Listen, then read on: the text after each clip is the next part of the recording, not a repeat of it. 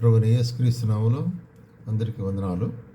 మరి ఈ దినం కూడా మన యొక్క వాక్య ధ్యానము ఎఫెసీయులకు రాసిన పత్రిక మొదటి అధ్యాయము 3వ వచనం చదువుతానండి. ఎఫెసీయులకు రాసిన పత్రిక మొదటి అధ్యాయం 3వ వచనం చదువుకుందాము. మన ప్రభువైన యేసుక్రీస్తు యొక్క తండ్రికి దేవుడు స్తుతించబడును గాక. ఆయన క్రీస్తునందు పరలోక విషయంలో ఆత్మ సంబంధమైన ప్రతి ఆశీర్వాదమును మనకు అనుగ్రహించను. యేసుక్రీస్తు ప్రభు మనకు పరలోక సంబంధమైన ఆశీర్వాదములను అనుగ్రహించినాడు. ప్రతి ఆశీర్వాదం దాని కొరకు మనము స్తుతించవలసి అనుకుంటున్నాం ఆయన. కాబట్టి ఇక్కడ అపోస్తలుడైన పౌలు ఎఫెసీయులకు రాస్తూ మనమందరం ఆయన స్తుతించవలసి అనుకుంటున్నాం. ఎందుకంటే ఆయన ఆశీర్వాదములు, ఎటువంటి ఆశీర్వాదాలు అంటే ఇక్కడ పరలోక సంబంధమైన ఆత్మ సంబంధమైన ప్రతి ఆశీర్వాదం, స్పిరిచువల్ బ్లెస్సింగ్స్. సో ఇక్కడ ఎఫెసీయులకు రాసేటప్పుడు ఇక స్పిరిచువల్ బ్లెస్సింగ్స్ లేక ఆత్మీయమైన ఆశీర్వాదములు అనేటువంటి కార్యాలు బయలుపరుస్తుంటున్నాడు. కాబట్టి ఈ యొక్క ఆశీర్వాదాలు ఏంటి అనేటువంటి కొన్ని ఈ ఎఫెసీయులకు రాసిన పత్రికలో భాగంలో నుంచి మనం కొన్ని ధ్యానించుకుందాం. మొట్టమొదటిగా అదే అధ్యాయము 7వ వచనం.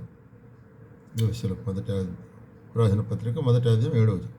దేవుని కృపా మహదైశ్వర్యమును బట్టి ఆ ప్రియనందు ఆయన రక్తం వలన మనకు విమోచనము అనగా మన అపరాధములకు పాపక్షమాపణ కలిగి ఉన్నది. మొట్టమొదటి ఆశీర్వాదం ఏంటి? ఆత్మ సంబంధమైన ఆశీర్వాదం అంటే మన అపరాధములకు పాపక్షమాపణ కలిగి ఉంటున్నది. కాబట్టి ఎంత గొప్ప ఆశీర్వాదం అంటే మన యొక్క అపరాధముల చేత మనం చనిపోయినట్లయితే మరణించినట్లయితే మనం నిత్య నాశనము లేక నరకానికి పోయేవాళ్ళం ఉంటున్నాం. అయితే యేసు ప్రభు ఏం చేశాడు? ఆ యొక్క నరకానికి పోకుండా మన యొక్క అతని ఆత్మను ఆయన ఏం చేస్తున్నాడంటే మరి మనల్ని ప్రేమించి తన రక్తం మన కొరకే ఇచ్చడం ద్వారా రక్తం ద్వారా పాప విమోచన కలిగి ఉంటున్నది అనేటువంటి కార్యం. కాబట్టి రక్తం ద్వారా పాప విమోచన, తన సొంత రక్తం అంటాడు. ఫిబ్రవరికి రాసిన పత్రికలు మనం గమనించినట్లయితే ఫిబ్రవరికి రాసిన పత్రికలో 9వ అధ్యాయంలో మరి ఏప్రిల్కి 9:12 మనం చూస్తున్నామంటే మేకల ఎక్కువ కూడల ఎక్కువ రక్తంతో కాక, కాబట్టి జంతువుల రక్తంతో కాకుండా మరి చూసినట్లయితే తన స్వరక్తముతో ఒకసారే పరిశుద్ధ స్థలంలో ప్రవేశించడం. తన స్వరక్తముతో, ఎందుకంటే ఆయనే మనకు నిత్య మహిమకు ఉండేటువంటి యొక్క మరి విమోచకుడుగా ఉంటున్నాడు. కాబట్టి ఆ నిత్య విమోచనకు ఏం చేస్తుంది? తన రక్తాన్ని చిందించవలసి వచ్చినది. కాబట్టి మనం రోమిలకు రాసిన పత్రికలు కూడా ఒక మాట చూస్తాము, తన రక్తము ద్వారా మనకు విమోచన జరిగించుంటున్నాడు అనేటి కార్యాన్ని మరి జ్ఞాపకం పెట్టుకోండి. అది మొట్టమొదటి మనకు ఆత్మీయమైన ఆశీర్వాదము, శ్రేష్టమైన ఆశీర్వాదము. అందుకొరకే మరి రోమిలకు రాసిన పత్రిక 3వ అధ్యాయంలో కూడా ఏమంటున్నాడు? 3వ అధ్యాయం 24వ వచనం, 3:24 రైట్, 23 కూడా చేద్దాం. ఏ భేదం లేదు, అందరూ పాపం చేసి దేవుడు అనుగ్రహించి మహిమ పొందలేకపోయి ఉన్నారు. కాబట్టి నమ్ము ప్రతివానికి ఆయన కృపచేత క్రీస్తు యేసునందలి విమోచనం ఉచితముగా నీతిమంతులుగా తీర్చుంటున్నాడు. It's a free deliverance. కాబట్టి ఉచితమైనటువంటి విమోచన ఎట్లాగా? క్రీస్తు యేసు రక్తము ద్వారా. అది మొట్టమొదటి ఆశీర్వాదం మనకు. రెండవదిగా మనం చూస్తున్నాము, అదే ఎఫెసీయులకు రాసిన పత్రిక మొదటి అధ్యాయం 13వ వచనం. మీరు సత్యవాక్యమును అనగా మీ రక్షణ సువార్తను విని క్రీస్తు యేసునందు విశ్వాసం ఉంచి వాగ్దానం చేయబడిన ఆత్మచేత ముద్రించబడుతుంది. కాబట్టి ఏం జరిగింది ఇక్కడ? ఎప్పుడైతే మనం యేసుక్రీస్తు యొక్క సువార్త వింటున్నామో, ఆయనను మనం ఎప్పుడైతే అంగీకరిస్తున్నామో, మరి ఆయన ఎప్పుడైతే విశ్వాసం వస్తున్నామో, అప్పుడు మనకేముంటున్నది? పరిశుద్ధాత్మ వరమును ఆయన అనుగ్రహించేవాడు, ముద్రను. కాబట్టి ఆయన మనల్ని ముద్రిస్తుంటున్నాడు. ఇదిగో ఈ నా కుమారుడు, ఈ నా కుమార్తె, ఈ నా కుమారుడు, ఈ నా కుమార్తె అనేటువంటి పరిశుద్ధాత్మని యొక్క వరం మనకి ఇచ్చేవాడు. ఆ పరిశుద్ధాత్మ మనందరూ నివసించి మనకు సహాయం చేసేవాడుగా ఉంటున్నాడు. కాబట్టి రెండో ప్రాముఖ్యమైన వరం ఏంటంటే యేసుక్రీస్తునందు మనకి మన ఆత్మ సంబంధమైన వరముల్లో రెండవది పరిశుద్ధాత్మ యొక్క ముద్రను మనకు వేసి ఉంటున్నాడు కదా. పరిశుద్ధాత్మ యొక్క ముద్రను వేసి ఉంటున్నాడు అంటే అర్థం ఏంటంటే మరి పరిశుద్ధాత్మని మన యందు ఉంచుంటున్నాడు అనేటువంటి కార్యం కదా. చూడండి, అదే మొదటి కొరింథీయులకు 2 కొరింథీయులకు కొరింథీయులకు రాసిన 2వ పత్రిక మరి మొదటి అధ్యాయం 22వ వచనం. మొదటి అధ్యాయం 22. ఆయన మనకు ముద్ర వేసి మన హృదయంలో మనకు ఆత్మను సంచకరును మనకు అనుగ్రహించుతున్నాడు. కాబట్టి ఆయన మనకు ముద్ర వేసి ఎప్పుడు ఆయన వాగ్దానములుగా మనల్ని విమోచించి మనం ఆయన అంగీకరించి విశ్వసించినప్పుడు మరి పాపక్షమాపణ అనేటువంటిది మొట్టమొదటిది. రెండవదిగా పరిశుద్ధాత్మ యొక్క ముద్ర అనేటువంటిది రెండవ వరముగా ఉంటుంది. మరి మూడవ వరముగా మనం గమనించినట్లయితే అదే ఎఫెసీయులకు రాసిన పత్రిక మొదటి అధ్యాయము 11వ వచనం. మరియు క్రీస్తు యేసునందు ముందుగా నిర్ణయించి మనము తన మహిమ కీర్తి కలుగవలనని దేవుని చిత్త ప్రకారమైన సంకల్పమును బట్టి ముందుగా నిర్ణయించి ఆయన యందు స్వాస్థ్యముగా ఏర్పరచను. కాబట్టి ఆయన మనకు స్వాస్థ్యమును ఏర్పరిచినాడట.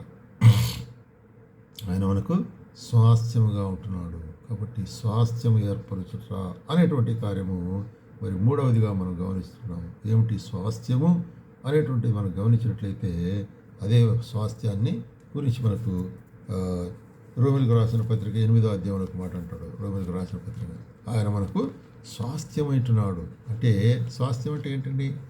అంటే ఆయన యొక్క ఆస్తి అంతటి మీద లేక ఐశ్వర్యం అంతటి మీద లేక సంపద అంతటి మీద మనకు మరి దాని మీద మనకు ఏమిచ్చాడు?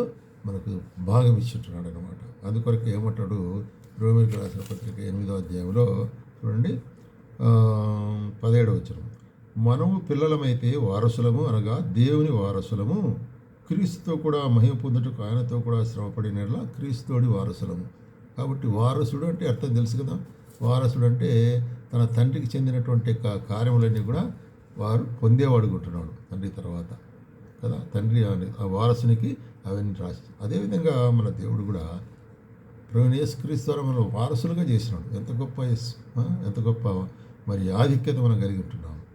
దేవునికి వారసులము ఆయన యొక్క మరి కారణం. ఎందుకంటే ఆయన మరి సర్వాధికారి, సర్వోన్నతుడి దేవుడు, సర్వశక్తివంతుడి దేవుడు, సర్వాంతర్యమైన దేవుడు. అటువంటి గొప్ప దేవుని యొక్క వారసులము అంటే ఒక రాజు యొక్క వారసులు, లేక ఇంగ్లాండ్ రాజు ఉన్నారు పాత దినాల్లో. మరి రాజు యొక్క వారసులు అంటే వారసత్వం అంటే వారి పరంపర అంటే మరి ఈ దినానికి కూడా రాజవంశం అంటే ఒక ప్రత్యేకమైనట్టు ఒక చూపాలంటే ఆకర్షణ. అదేవిధంగా మన జీవితాల్లో కూడా యేసుక్రీస్తు ఏం చేసినాడు? మరి ఆ యొక్క వారసత్వాన్ని మనకి ఇచ్చిన వాడుగా ఉంటున్నాడు. అందుకొరకే ఆ స్వాస్థ్యం మనకు ఏర్పరచాడు. ఇది 3వ ఆశీర్వాదం. 4వ ఆశీర్వాదంగా అదే ఎఫెసీయులకు 2వ అధ్యాయం 22వ వచనం. 2వ అధ్యాయం 22వ వచనం. ఆయనలో మీరు కూడా ఆత్మమూలముగా దేవునికి నివాస స్థలముగా ఉండటం కట్టబడుచున్నారు. కాబట్టి ఆయనలో మనము కట్టబడుచున్నాము. ఎట్లా కట్టబడుచున్నామంట? ఆయనకు మనం నివాస స్థలముగా ఉండేది. అంటే ఆయన మనలో నివసించి మనం ఆయనకు నివాస స్థలముగా ఉంటున్నాము. అంటే దేవుడు మనలో నివసించేవాడుగా ఉంటున్నాడు. అందుకొరకు ఏమంటాడంటే కాగా యేసుక్రీస్తున్నవాడు ఇప్పుడు నూతన జీవం కలిగిన వారు ఉంటున్నాడు. కాబట్టి ఆయనలో మీలో నివసిస్తున్నాడు. కాబట్టి మనం కట్టబడుచుంటున్నాము. ఎట్లా కట్టబడుచున్నామంట? ఆత్మీయ మందిరముగా కట్టబడుచున్నామంటాడు. చూడండి, పేతురు రాసేటప్పుడు ఏమంటాడంటే దీని గురించి మనము సజీవమైన రాళ్ళుగా, మందిరము ఒక ఇల్లు కట్టాలంటే ఏం కావాలా? రాళ్ళు కావాలి కదా. అయితే ఇక్కడ ఆత్మీయమైన మందిరం అనేటువంటి మనము ఏ రాళ్ళు? మనం సజీవమైన రాళ్ళు. మన ఒక్కొక్కరం కూడా ఒక రాయి, విమోచించబడిన రాయి, అభిషేకించబడిన రాయి, మరి చూసినట్టయితే రక్షించబడిన రాయి. మనం అందరం కూడా యేసుక్రీస్తు అయితే మూలరాయి, ఆయన మూలరాయి. ఆయన యొక్క పునాది మీద మనం అందరం కూడా పేరుస్తుంటున్నాం, ఒక్కొక్కరిని పేరుస్తుంటాం కదా. కాబట్టి ఇదే పేతురు రాసిన పత్రిక 2వ అధ్యాయంలో మనం ఏం చూస్తున్నామంటే చూడండి, మొదటి పేతురు 2:5 ఏమంటాడు? యేసుక్రీస్తు ద్వారా దేవునికి అనుకూలమైన ఆత్మ సంబంధమైన బలులు అర్పించుటకు పరిశుద్ధ యాజకులుగా ఉన్నట్లు మీరును సజీవమైన రాళ్ళ వలె ఉండి ఆత్మ సంబంధమైన మందిరముగా కట్టబడుచున్నారు. కాబట్టి సజీవమైన రాళ్ళుగా ఉండి ఆత్మ సంబంధమైన మందిరముగా కట్టబడుట ఇదొక ఆధిక్యత, ఇదొక ఆత్మ సంబంధమైన వరం. ఇది 4వదిగా మనం ఇక్కడ చూస్తున్నాం. ఆత్మ సంబంధమైన మార్గం, ఆయన మనలో నివసించేటట్టు మనం ఆత్మ సంబంధమైన మందిరముగా కట్టబడుచుంటున్నాము. ఏమండి, ఎంత గొప్ప ఆధిక్యత ఇది ఆత్మ సంబంధమైన. అట్లాగే మనం చూసినట్లయితే ఐదవదిగా మనం చూస్తాం. ఐదవదిగా అదే రెండవ అధ్యాయం, ఎఫెసీయులకు రెండవ అధ్యాయం 21వ వచనం ఏమంటాడు? ప్రతి కట్టడము ఆయనలో చక్కగా అమర్చబడి ప్రభువునందు పరిశుద్ధమైన దేవాలయం ఒకటకు వృద్ధి పొందుతున్నాము. కాబట్టి దేవునికి ఆలయముగా ఉండేటట్లు కాయమే ఆయనకు ఆలయము అనేటువంటి కార్యం. కాబట్టి ఆయన మనలో నివసించేవాడు ఉంటున్నాడు. కాబట్టి యేసుక్రీస్తు ప్రభు, మనలో ఉండేటువంటి యేసుక్రీస్తు ప్రభు, మనతో కూడా ఉండేటువంటి యేసుక్రీస్తు ప్రభు. మరి ఇక్కడ ఏం చెప్తున్నట్టే, ప్రతి కట్టడము ఆయనలో చక్కగా అమర్చబడి ప్రభునందు పరిశుద్ధమైన దేవాలయం ఒకటకు వృద్ధి పొందుతున్నాము. కాబట్టి ఆయన ఆలయం ఒకటకై మనం ఎట్లా ఉంటున్నాము? పరిశుద్ధమైన దేవాలయం, అది ప్రాముఖ్యమైనటువంటిది. కాబట్టి పరిశుద్ధత కాపాడే ఈ యొక్క శరీరంలో ఆయనకు ఆలయం ఒకటి ఉంది. కాబట్టి మనం ఎట్లా ఉండాలా? పరిశుద్ధమై ఉండాలా అనేటువంటి కార్యం కదా.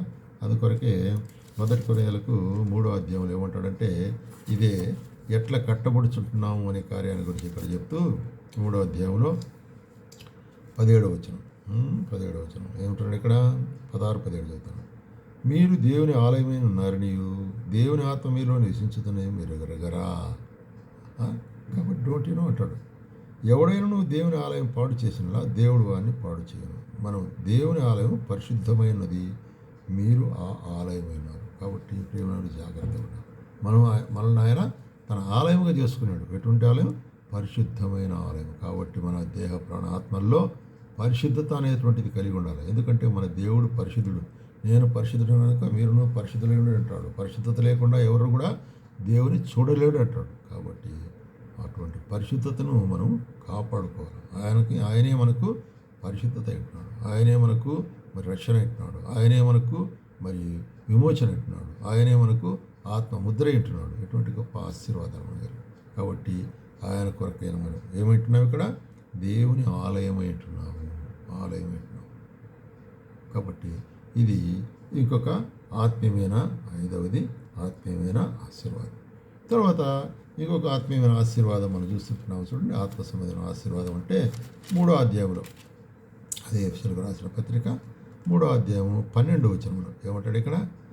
ఆయనందలి విశ్వాసము చేత ధైర్యమును నిర్భయమైన ప్రవేశమును ఆయన బట్టి మనకు కలిగి ఉన్నది. కాబట్టి ఆయనందు విశ్వాసం చేత కదా, దేవునందు విశ్వాసం చేత, యేసుక్రీస్తునందు విశ్వాసం నమ్మకించడం ద్వారా మనకేమైంటుందంట? మరి విశ్వాసం ద్వారా ధైర్యము, నిర్భయమైన ప్రవేశం ఆయనను బట్టి మనకు కలిగి. నిర్భయమైన ప్రవేశం ఎక్కడ? నిర్భయమైన ప్రవేశం అంటే ఆయన సన్నిధానములో నిర్భయముగా ప్రవేశించి, ఎట్లాగా? ఆయన సన్నిధానములో నిర్భయముగా ప్రవేశించి మనం ఏం చేస్తున్నాం అక్కడ? మరి చూసినట్లయితే ఆయన సన్నిధానంలో నిర్భయంగా ప్రవేశించి ఆయన సన్నిధానంలో మొరపెట్టేవారం ఉంటున్నాం కదా. ఆయన సన్నిధానంలో మొరపెట్టేవారముగా ఉంటున్నాము అనేటువంటి కార్యాన్ని మనం చూస్తున్నాం. చూడండి, హెబ్రీయులకు రాసిన పత్రిక 4వ అధ్యాయము 16వ వచనం. హెబ్రీయులకు రాసిన పత్రిక 4వ అధ్యాయము 16వ వచనంలో ఏం చూస్తున్నామంటే, చూడండి, రైట్, 16వ వచనంలో, కనుక మనం కనికరింపబడి సమయోచితమైన సహాయం కొరకు కృప పొందినట్లు ధైర్యముతో కృపాసనమునొద్దకు చేరుదము. కాబట్టి ధైర్యముతో మనం, ఎందుకంటే ఇప్పుడు మనం విమోచించబడిన వారు ఉంటున్నాం. ఆయన కొరకైన పరిశుద్ధులముగాను పరిశుద్ధాత్మ కలిగిన వారు ఉంటున్నాం. కాబట్టి అన్ని సందర్భాల్లో దేవుని సన్నిధానంలో ధైర్యంతో కృపాసమాస్తం ఆ విధంగా వెళ్ళి అబ్బా నాయన అనేటువంటి మొరపెట్టు ఆత్మను దేవుడు మనకు అనుగ్రహించుంటున్నాడు. కాబట్టి తండ్రి మనకు సొంత తండ్రి అంటున్నాడు. కాబట్టి మనం ఇలా ధైర్యంతో ఆయన సన్నిధానానికి పోతాం. కాబట్టి ఎంత గొప్ప ఆధిక్యత! ఇదొక ఆత్మీయమైన ఆధిక్యత. ఎటువంటి ఆధిక్యత అంటే మనము కనికరించడం సమయోచితమైన సహాయం, టైమ్లీ హెల్ప్. మన కొరకే కాదు, అనేకుల కొరకు విజ్ఞాపన చేసేదాని కొరకై, అనేకుల కొరకు ప్రార్థించేదాని కొరకై మనకు ఆ యొక్క విజ్ఞాపన ఆత్మనిచ్చినాడు దేవుడు. విజ్ఞాపన ఆత్మనిచ్చినాడు, అనేకుల కొరకు విజ్ఞాపన చేస్తున్నాడు. ఎంత గొప్ప ఆత్మీయమైన ఆధిక్యతగా వరంగా ఉంటున్నది అనేటువంటిది మనము ఐదవదిగా ఆరవదిగా మనం చూస్తుంటున్నాం అన్నమాట. కాబట్టి చూసినట్లయితే మరి ఏడవదిగా మనం గమనిస్తుంటున్నాము. అదే ఎఫెసీయులకు రాసిన పత్రిక 3:17 చూస్తుంటున్నాం. 3వ అధ్యాయము 17వ వచనంలో ఇక్కడ కలిసి ఉంటున్నది చదువుతానండి. ఇక్కడ క్రీస్తు మీ హృదయములో విశ్వాసం ద్వారా నివసించినట్లుగాను తన మహిమైశ్వరం చొప్పున మీకు దయచేయాలని మీరు దేవుని యొక్క సంపూర్ణత యందు, కాబట్టి పూర్వులగునట్లు ప్రేమ యందు వేరుపారి స్థిరపడి సమస్త పరిశుద్ధులతో దాని యొక్క వెడల్పు పొడుగు ఎత్తు ఎంతో గ్రహించుకున్నటకు. కాబట్టి మనకు ఇప్పుడు క్రీస్తు యేసు యొక్క జ్ఞానాన్ని ఆయన మనకు కలిగిస్తున్నాడు. ఇది పరలోక జ్ఞానం. ఇది ఈ జ్ఞానం ఎటువంటి జ్ఞానము? పరలోక జ్ఞానం. ఈ పరలోక జ్ఞానం ద్వారా మనం ఆయన ప్రేమను వెలుగుతుంటున్నాం అన్నమాట. ఎటువంటి ప్రేమ మన మీద ఉంచినాడని. అంతమాత్రం కాకుండా ఆయన అపరిమితమైన శక్తి. కాబట్టి యేసు క్రీస్తు ప్రభు మరి శక్తిని మనం ఎరిగే వాళ్ళనుకుంటున్నాం. Is knowing is love and also is power. కాబట్టి ఏమంటాడంటే శక్తి గలవారు కావాలని ప్రార్థిస్తున్నాం. మనలో కార్యసాధకమైన తన శక్తి చొప్పున మనం అడుగువాటి కంటే ఊహించువాటి కంటే, అది అడుగువాటి కంటే ఊహించువాటి కంటే అత్యధికంగా దయచేయగలిగాడు దేవుడు. ఎంతో మరి స్తోత్రార్హుడు అంటాడు. శక్తి గల దేవునికి క్రీస్తు యేసు మూలముగా సంఘములో తరతరములకు సదాకాలము కలుగునుగా ఆమె అన్నట్టు. ఆమె అన్నట్టు. కాబట్టి ప్రియమైన వాళ్ళారా, యేసు క్రీస్తునందు తండ్రి అయిన దేవుడు మనకు ఎన్ని ఆత్మీయమైనటువంటి ఆత్మ సంబంధమైన వరాలు అనుగ్రహించినాడు చూడండి. ఈ వరములు మనకు కలిగిన వారముగా మనం ఏం చేయాలా? ఆయన కొరకై మనము మరి సాక్ష్యముగా జీవించవలసి అనుకుంటున్నాం. ఆయన కొరకై సాక్ష్యముగా జీవించాలి. అందుకొరకే ఇక్కడ ఏం చేస్తున్నట్టు మరొకసారి చదువుతాను. మన ప్రభువైన యేసుక్రీస్తు తండ్రి యొక్క దేవుడు స్తుతించబడును గాక. ఆయన క్రీస్తునందు పరలోక విషయంలో ఆత్మ సంబంధమైన ప్రతి ఆశీర్వాదము మనకు అనుగ్రహించను. కాబట్టి ప్రతి ఆశీర్వాదం, every blessing spiritual blessing God. సోదరుడా సహోదరి, జీవితంలో ఈ కార్యాలు ఎరిగిట్టున్నావా? ఆయన మనను విమోచించుంటున్నాడు. రెండవదిగా ఆయన ఏమైనా చేస్తుంటున్నాడు? ఆ యొక్క ఆత్మచేత ముద్రించుంటున్నాడు. మూడవదిగా ఏం చేస్తుంటున్నాడంటే ఆయన మనకు స్వాస్థ్యాన్ని ఇచ్చిన వాడు ఉంటున్నాడు. మనం స్వాస్థ్యానికి పాత్రలుగా ఉంటున్నాం. నాలుగవదిగా మనం చూస్తున్నాము, ఆయనందు మనం సజీవమైన రాళ్ళుగా కట్టబడుచుంటున్నాం ఆయన కొరకై. ఎందుకంటే ఆయనే మనలో ఆయనందు అమర్చబడుతుంటున్నాం. ఆయనే మనకు మూలరాయి ఉంటుండగా ఆ మూలరాయి అయినట్టు పునాది మీద ఆయన మహిమ కొరకైనట్టు మందిరముగా కట్టబడుతుంది. అట్లా మాత్రమే కాకుండా ఐదవదిగా మనం చూస్తున్నాము, ఆయన కొరకైన ఆలయముగా ఆయన మనం చేసింటున్నాడు. దేవుని ఆలయం మనమై ఉండి ఆయన మనలో నివసిస్తూ తన యొక్క పరిశుద్ధతను బయలుపరుస్తూ మనం పరిశుద్ధులుగా ఉండాలనేటువంటి కార్యం. ఆరవదిగా మనం చూసేది ఏంటంటే మరి ఆయన యొక్క సన్నిధానానికి చేరేటువంటి యొక్క ఆధిక్యత కదా. ఆయన సన్నిధానానికి చేరేది సమయోచితమైన సహాయం కొరకు ఆయన సన్నిధానానికి చేరే ప్రివిలేజ్ మన కొరకు మాత్రమే కాదు, అనేకుల కొరకు ప్రార్థన విజ్ఞాపన చేయుటకు దేవుడు మనకు అధికారం ఇచ్చినాడు. ఆ యొక్క హక్కుని ఇచ్చినాడు. మన యొక్క పిల్లలుగా ఎరిగట్టున్నావా? ఇది జీవితంలో కలిగినట్లు. అట్లాగే ఆయన మన హృదయంలో నివసించి ఏమో చేస్తున్నాడు? ఆయన తన యొక్క ప్రేమను, తన యొక్క శక్తిని మనలో బయలుపరిచేవాడుకుంటున్నాడు. కాబట్టి ఆయన ప్రేమ, ఆయన శక్తిని ఎరిగిన వారముగా, ఆయన యొక్క ఆశీర్వాదాన్ని పొందిన వారముగా ఈ లోకంలో ఆయన కొరకు సాక్ష్యంగా జీవించడానికి ప్రభువుకు సహాయం చేయనుగా.